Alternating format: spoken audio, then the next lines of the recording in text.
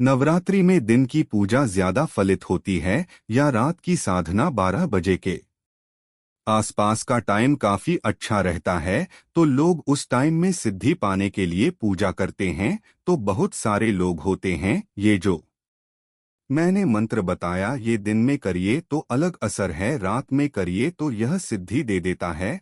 आपको लाइफ में बहुत ऑब्स्टकल्स हैं, बहुत ज्यादा आप बढ़ नहीं पा रहे, तो कहीं ना कहीं बेस ऑफ द स्पाइन मूलाधारा चक्र कहीं ना कहीं इनेटिव है, कहीं ना कहीं कुछ गड़बड़ है उसमें। तो क्या पद साधना इसका एक इलाज? फिर शनि मंत्र तो ऐसे हर दिन के मंत्र में मत जाइए। एक मंत्र दिया, ओरीम क्लीम चामुंडाय विच नमः। एक तो यह संगीत मंत्र नवरात्रि के 9 दिन ऊर्जा अपने चरम स्तर पर होती है। ऐसे में हम जो भी साधना करते हैं, जो भी मंत्र जाप करते हैं, वह 100% फलित होता ही है। तो इन 9 दिनों में आपको क्या करना चाहिए, क्या नहीं करना चाहिए, कैसे रंग के कपड़े पहनने चाहिए, साथ ही कौन सा ऐसा मंत्र है जो कि आपको पैसा, पावर, अच्छी हेल्थ, अच्छा पारिवारिक माहौल, रिलेशनशिप अच्छे सब कुछ दिला सकता है, इस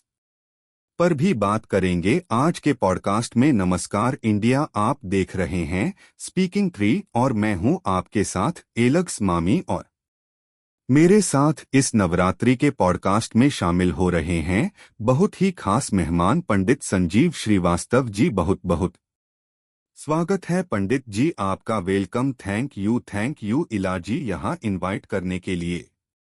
it's such a pleasure to be here Pandit ji. हम देखते हैं कि नवरात्रि बहुत जोरों शोरों से हम मनाते हैं, लेकिन अगर इसका स्पिरिचुअल कॉन्टेक्स्ट देखें ना तो एनर्जी बहुत हाई होती है, तभी हम एकदम डिवाइन से कनेक्ट कर लेते हैं इन दिनों में। तो क्यों ना इन 9 दिनों का फायदा उठाया जाए। और चूंकि आज आप स्टूडियो में मौजूद हैं, तो हमारे दर्शकों को सारी चीजें बता दीजिए कि क्यों नवरात्रि इतनी स्पेशल है, क्या कौन से कलर्स हमें यूज करने चाहिए 9 दिनों के दौरान। घट स्थापना जो कि बहुत महत्वपूर्ण माना जाता है, उसका मुहूर्त क्या है। तो सबसे पहले मैं मुहूर्त से ही शुरू करूं। बहुत अच्छा क्वेश्चन है। तो बिल्कुल बिल्कुल, नवरात्रि मतलब यह ऐसा टाइम है जिस टाइम में पॉजिटिव एनर्जी, जैसे आपने बोला, अपने चरम सीमा पे होती है और आप अपनी बहुत सारी मनोकामनाएं, बहुत सारी इच्छाओं को पूरा कर सकते हैं।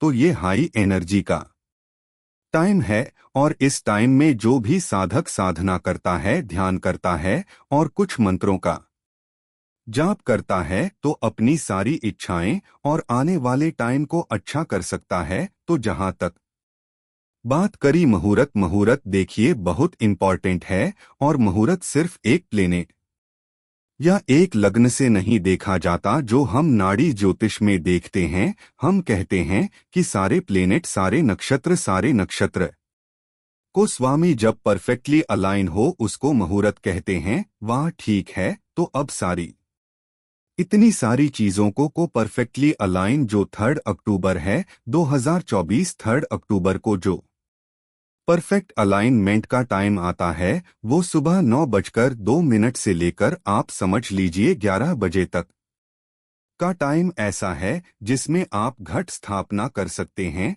ठीक है, आप पूरे अच्छे मन, सच्चे भाव से देखिए। किसी भी पूजा के लिए आपकी अगर थोड़ी बहुत कुछ त्रुटि भी हो जाए तो भगवान उस विधि को नहीं देखते, भगवान देखते हैं आपके भाव को। अगर भाव शुद्ध है और अपनी तरफ से 100% दे रहे हैं, तो देवी माँ की कृपा ही रहेगी। तो शुद्ध भाव से, शुद्ध मन से घर को पूरा साफ सुथरा करके, पूजा का स्थल साफ सुथरा करके, लाल कपड़ा बिछा के एकदम बढ़िया से जो कर पूरे भाव के साथ जो है घट स्थापना करिए। और देखिए 9:02 से लेकर 11 बजे के बीच में करिए। तो इस टाइम में सब ग्रहों, सब नक्षत्रों की परफेक्ट अलाइनमेंट है। तो यह धन, धान्य, समृद्धि, सुख, पारिवारिक सुख, सामाजिक और सांसारिक सुख सबके दृष्टिकोण से अच्छा है। तो आप करेंगे तो आपकी पूजा का फल जो है 10 गुना हो जाएगा। बिल्कुल बिल्कुल पंडित जी, देवी पूजा इन